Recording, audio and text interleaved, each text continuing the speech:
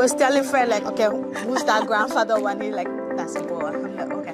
Please, if anybody tells you this was born today. No, you won't believe it. Like, this is like a 2-month or dwarf goat. Hello. I'm super excited today. First of all, because I'm bringing you something mind-blowing today. Like, you have no idea. I really need you to stay tuned. I have a non-Ghanaian at my farm. And before I even tell you where the person is coming from, her story and all of that, I need you to do a quick thing for me. If this is your first time watching Farming in Africa YouTube channel, listen, anything and everything livestock, you will get it right here. And if you're already a subscriber, go a step further. Hit the notification button for me. Let me just pause. Do that as soon as I return. I let you see my honorable guest for today. I shall be back.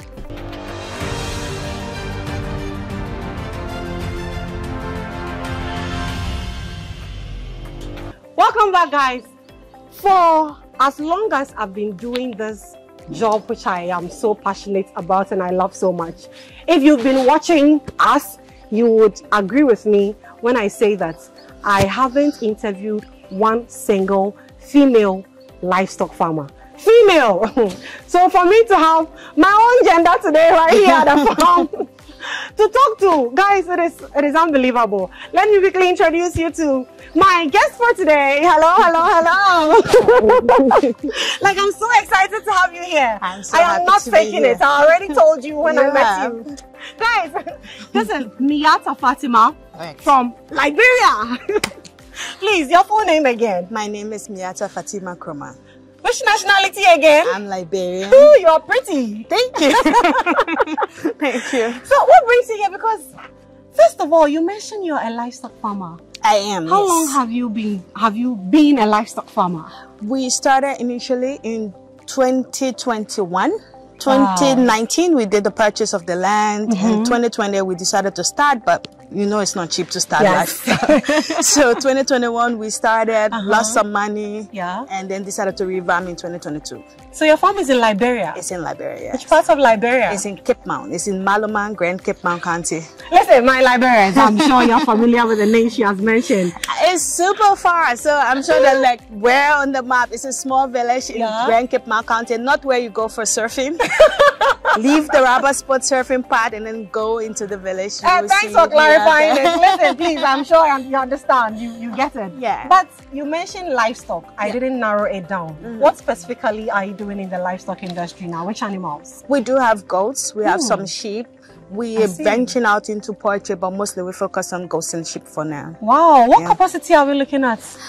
The farm itself, we have up to 100 acres that we have not fully used up yet. We are currently situated on about 10 to 12 without being exact. I see. We have some African, West African dwarf goats. You have them in Liberia, of course. We have them, they are West African, so we have those ones. And then we currently got some from Mali. The Savannah goats, from the Sahelian, from Guinea as well. Yes. So now I'm in Ghana because I'm interested in the Boer and Kalahari goats that you have. Guys, I am super excited once again, and she has flown all the way to Ghana to what gets Kalahari, and the Boer. And the Boer. Yeah. We want to see her best. When and how did this interest start? So we got it from your page, surprisingly. When we started in the goat business, a friend of mine from Wonko's farm, which is a big farm in Liberia, Paul Wonko, he will always watch your channel and it's like, watch these people, they're doing what you're doing. Please pause there for me. My Liberians, I think I owe you an apology. I think you owe Paul. Because Paul has been sharing your link to every Liberian farmer. Whoever you are. My name is Nadia, and I owe you an apology because I've never really given a direct shout out to Liberians. We are watching. I'm so humbled. I always say to the Nigerians, to South Africans, to Zimbabweans, to Mozambicans. But today, this special shout out goes straight to Liberia. And from the camp of Liberia, we have a beautiful representative right here in the person of Nadia Fatima, who is not just a She is a livestock farmer, guys. Yes. So to the ladies who have been watching and tell you we are farmers, it's time you joined us, okay? Yeah. But hey, so thank you. Thank you you're so telling much, me that Nadia. is where the interest starts from. Yep. And today you are here, you've seen them. The first time I saw the boa goats, I screamed. Yeah, they're big. They're big. I was telling Fred, like, okay, who's that grandfather one? He's like, that's a boa. I'm like, okay. They're big. They're really big compared to our West African ones that we have. Yes. He was telling me some of them grow up to 90 to 100 We have a guy there, kilos. 120 kilos. Yes. I did see him, and that's amazing. For a livestock farmer, you know, you don't want to be feeding something that is just there. I mean, we love our West Africans who have good, they taste very good, but if you're selling them, you don't get as much meat out of it. So if we can cross them, we're trying to see how best. If I had said this to you, you probably would have thought I'm doing marketing. I've told you, me, I don't do marketing. I report what goes on here at our farm to you. This is a beautiful guest who literally has bought into the vision we've been carrying along all this while, and she's literally saying it because you know what? Both farmers of the West African dwarfs and the exotic ones, they are both putting in the same efforts. Same feed, same water, same money. And at the end of the day, one gets more value out of his efforts than the other. And that is why we've been on this journey to, you know, improve on the genetics we have locally. But hey, we can't stand here forever. So let's go in there first. Okay. And I think, you know, we just got a baby today. Yes. Let's go. Okay. Let's go there. Guys, let's go see a newborn, which is 4.5 kg. It is even bigger than an average human being, yeah? Let's go.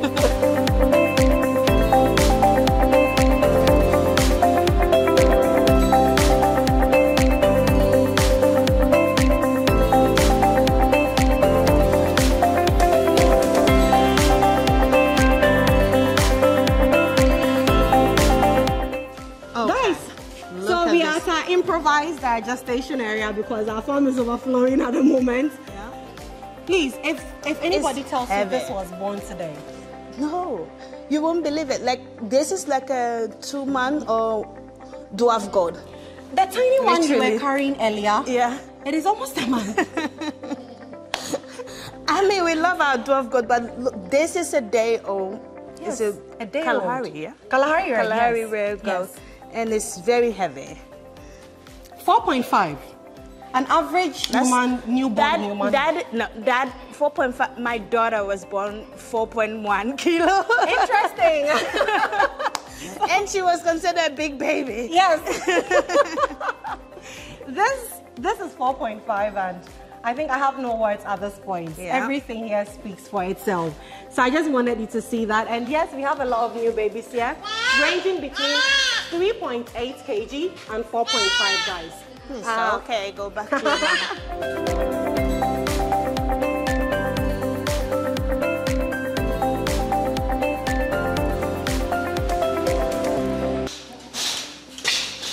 All right, I think let's go to where the pregnant mamas are. Okay. And let's talk about that as well. But then again, before we get to that particular cage, how are operations at your own farm? Usually I'm curious. So because we're not as sophisticated as you are right now, we're just pretty much picking up and growing our stock. Okay. So we're literally copying what we're seeing and then trying to put in some of the mechanism that Fred and you had been talking about. How many goats do you have at your farm at the moment? About 40. Wow. How many females are we looking at? I'm not sure. I'm not the farmer. But you have pregnant ones there? Yes, yes. I think at the moment we have like 4 pregnant ones. 4 pregnant goats and then 10 pregnant sheep. The sheep are doing better. So do you have like a gestation pen like this there too? Yeah, we started building the gestation pen so that each mom can have space when she is when she goes into labor. Yeah, so we're doing that 1-1-1. I see. There, I think I'm curious to know about the climate in Liberia. Oh, it's quite similar like Ghana. It's quite similar to Ghana. They're too big. I'm looking at them like, don't come.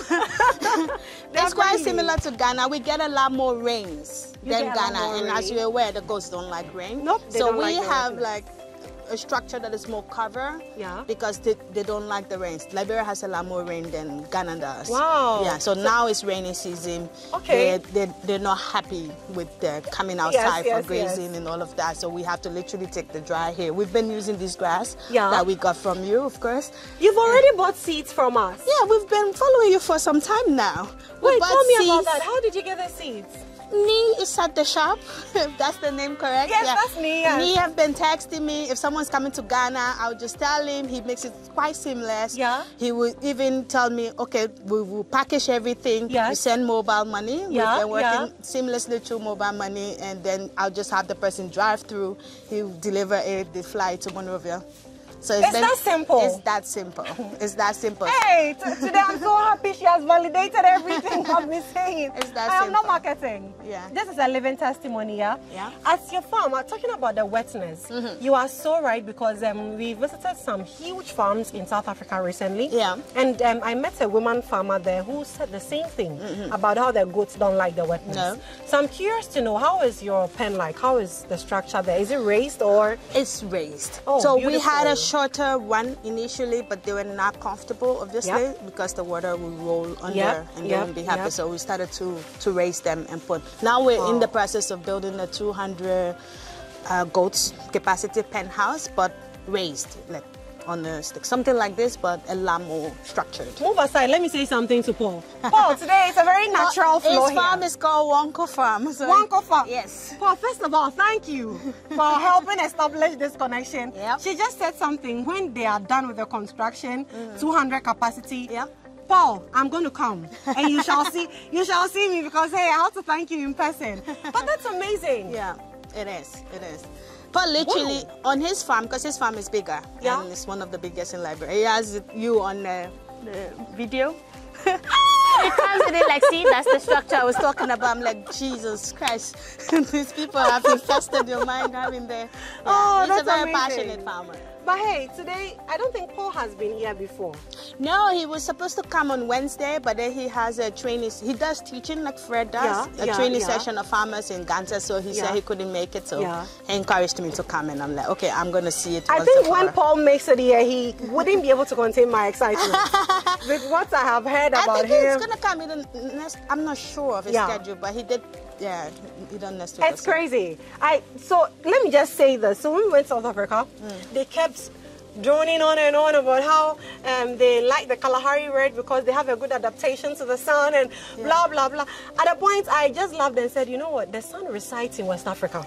Exactly. It lives here. Look at her skin right now. The sun lives here. It lives here. So, I'm chipping this in because we get people asking, do these animals thrive here?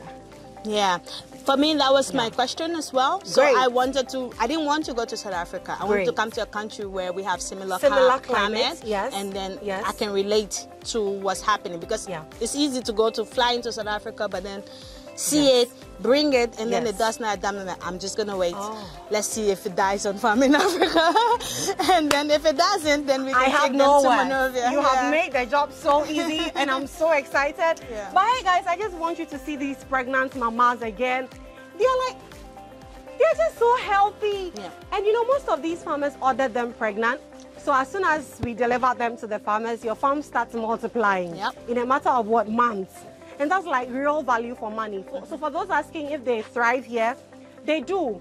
We have quite a number of babies born right here at our farm that are doing amazingly well. And let me remind you that today's interview is with one of the most special people I have ever interviewed in my life, because, hey, I have met a fellow livestock female farmer. And I'm so excited. It's like everything she's telling me, I can so relate to that, and it's just amazing. A big shout out to our audience in Liberia once again. Paul, whoever you are and wherever you are right now, whenever you see this video, just know that I am super grateful. And to the entire Liberia family, we love you. Let me go with Fatima to where some of the babies born and bred right here at our farm, so you also see what she is seeing. Fatima, let's go. Okay. So we had a Sani goat. I think it was crossed with a boa goat, so it gave us some. Can I have the stick? Thank you. Thank you. Well, no problem. It gave us some boa babies, yeah, which are doing great. But usually the biggest miracle for me is, let's stand here before we even start all them. 1, 2, 3. Yeah. They are siblings. Okay. Their mother, you know, goats usually is between 3, 2, 1. Their mother gave us 3 at a go. Wow. And for me, whenever people call in, do these animals thrive in Ghana? Given the weather condition, like you rightly said, I don't talk. I just bring them straight here. And so I wanted you to see it for yourself. Yeah. Let's go in there and see how they compare with the others. This is just a little over 3 months, yeah? Yeah. That's mind-blowing. 1, 2, 3 are siblings. Guys, Fatima is practically seeing for herself the animals born and bred right here at our farm. Yes, in the same hot Ghana weather, which is similar to Liberia, I'm told. Yeah. And they are doing amazingly well. I believe this. What assurance does it give you? I mean, it does give me a lot of assurance because as a farmer, you want something that can strive. With farming is exact with the soil. Yes. You can't go to England and copy something and think it's going to work in Liberia or something like that. So in this money, you're going to buy these goats, you're going to transport them. South Africa is very far from Liberia. To fly into Ghana and then fly into Liberia. So I want to know, when I pay this money for these goats, would they strive? Would they be alive? Would I just get to maneuver and realize the climate does not take it and then support it and then they just die? You lose money. So seeing them alive in Ghana is like a true testament, like, okay, if they can survive here, because the weather is like pretty much the same, except we get rainy season. There's a season, so we're aware of when that season is, and then we can put mechanism in place to support them. So this for me is like, okay, I feel a lot more comfortable, like I think we can do this. Does we can Paul take have some exotic breeds at his farm yet? So Paul wants me to be the scapegoat because we have different. His farm. He's like, okay, let's get this. And so I'm like, but why do I have to test drive it? If it's a gamble, I can assure you, you've lost. If it's a gamble, I can assure you, I'm going to sell it to him. Please do. Please do. ×2, Paul. No. Make it ×4. Make it ×4. I'm going to run my customer to Ghana. Let's climb up to that pen. Okay. And I want to talk about something here. But you know, I have come to realize how much climbing goats love to do. They love to climb. And so for me, it's one of the reasons we even raise our pens. Because, hey, it gives them the opportunity to do what they want to do. Some of the farms we visited in South Africa, they don't even have cages or pens like this, because we are talking of crazily big commercial scale farms. We entered one, they call it the home of Kalahari Reds. They are rearing what? Close to 1,000 Kalahari Reds. Jesus. It's exactly the reaction I got. And the animals are just there. And they are telling me that is intensive farming. I'm like, nope. Come to West Africa and let me show you intensive farming. Because what you guys are doing is not intensive farming. But I wanted to ask you about this. I mean, from one farmer to another, let's share knowledge. Do you have this at your farm? The raised pen? No, this thing I'm holding. This thing you're holding, I think I may have first seen it in with Nee. Okay. He tried to sell it to me, but I know one of it is like, it's very heavy. It's about 5 kg for one of it. So I was like, I can't fly these. So when we have goats going, we can put them on the car to go. So we don't have this now, but when I went to the shop, I think it was 2 days ago, he did give me a box of it, which is like 25. So it's really very heavy. But he explained to me that this would be something that would be so durable, you have no idea. It's so durable. So guys, this is we call it the salt lick. But it's actually the mineral block, and it's heavy, like you rightly said. They lick it. For me, I like how it boosts their appetite. Yeah, that's what he said. It gives them appetite. It's giving them extra vitamins and minerals. All the, little things they wouldn't get from the natural grazing. They get it from this. And for me, one knowledge I gained with this is, in Ghana, typically you find West African dwarfs eating plastics they find on the streets. And it's because sometimes they are looking for salt. Their body is telling them you need this. And so when they find plastic that has been used, and it has a little bit of a salt. Yes, because it contained food. In their heads, oh, that's the salt I'm looking for. I found it. And we recently had an issue with a West African dwarf that died because as part of what we do, we source some of them from the villages around and try to, you know, separate them into good breeding stock. Okay. We are big on breeding here. Yeah. So that if a farmer who doesn't want to start with the exotic ones, wants to start with the local ones, when you buy it from here, you are sure that these guys can reproduce for me. Yeah. And so we had one that we bought it pregnant. The ultrascan showed it was carrying 3 babies. Yeah. And suddenly it died. When it died, we cut it open, and like Miata, if it were a woman, I would say the size of the fibroid in there was like this. All plastic. All plastic. All plastic. And for me, when it happened, then Fred sent me the video first before I saw it later. I was like, shoot, I've always heard him talk about it, but seeing it for myself that day, it changed something in me. And it's just one of those things. It just opens your eye and makes you realize how important every seemingly small thing is. Yeah. So for me, it's just what I wanted to ask you about in case you also have some on your farm. Yeah, we did order some of them, but we want them to go in like a car because it's like super heavy and the planes would not really be kind to me. You would exceed your limit. I will exceed my limit. But it's good, especially with the plastic. I think that's the whole essence. For me, my background is law. I'm a maritime lawyer still. I care a lot. I care a lot about the environment and all of that. So managing our own feed on our farm and ensuring that from birth, this is what we're feeding it and stuff. This is one reason why I was fascinated by your channel, because you've given us what they should eat. It's not just about this is the animals, go take them to your farm, but this is what you can feed them. This is what will be like in these, for example. I kept asking at the shop, like, what is this? And they were able to break down all the minerals that is in there. You have some of this at your farm, the livestock feed? Yeah. They were able to break down that what's in it, because I'm very much interested in the quality of meat that I will sell to my market. Talking about your love and concern for the environment, let's wrap this beautiful interaction up at one of our paddocks here. Okay. Let's go here. The way these guys are looking at me like they want to come here, but no, they've already eaten. Like, is it time? Yeah, we time them. No, is it time to eat? No, it's not time. Don't mind them. If you leave them, they would always eat. But yeah, I want us to wrap up this beautiful interaction. This is what's the grass? The cementia grass. Cementia grass. We have this. We've been growing them for some time now. Yeah, we bought the seeds as well. So we've been following. So next time we're like, you don't mention Liberia. We're going to stop following. We're going to stop following. This warning came at the right time. And you're telling me the grass is thriving in Liberia. It is. It is thriving in Liberia. We got this and that's in alfalfa. We did similar to the pens like this, where one lot, because he tells me like 1 kg. And when you go to the shop, they're very helpful. They tell you 1 kilogram of the seed. Yeah, that's the foundation. This is the capacity that you can plant it on, and our guys just follow. You also have a webinar, and they can sit in Cape Mount and watch and just do it. Can you be working with me for like 2 months? Because I feel like everything I do, that is what you are doing right now for me. Yeah. Let's end at the gestation pen. I have something to show you. Okay.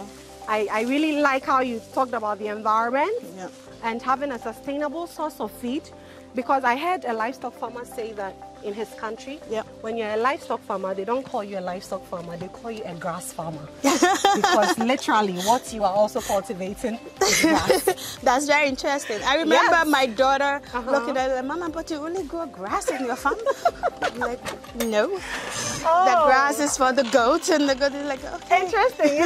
Interesting. So when I heard that farmer saying you're a grass farmer, I really could relate to that, because one of the biggest challenges in the livestock industry is feed. Yeah. And so that's why here at Farming in Africa, we always advocate that you have a sustainable source of feed before you even introduce your animals. Yep.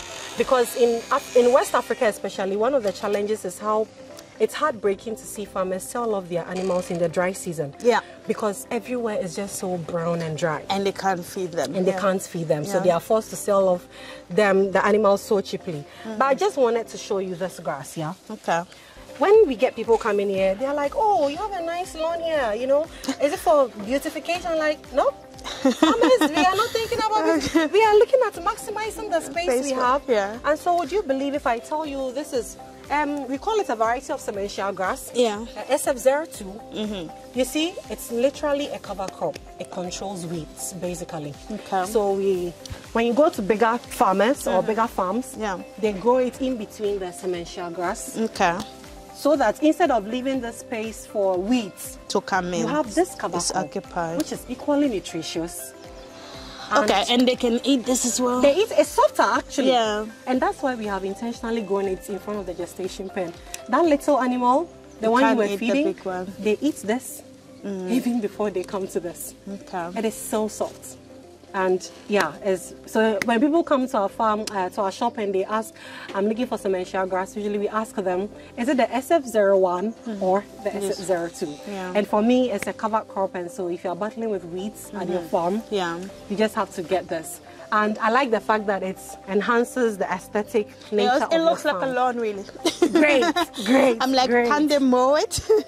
Exactly. We don't mow it. Yes, that's what I wanted to tell you. Okay. We don't mow it, and it's softer. You see the animal just doing its own thing. Okay.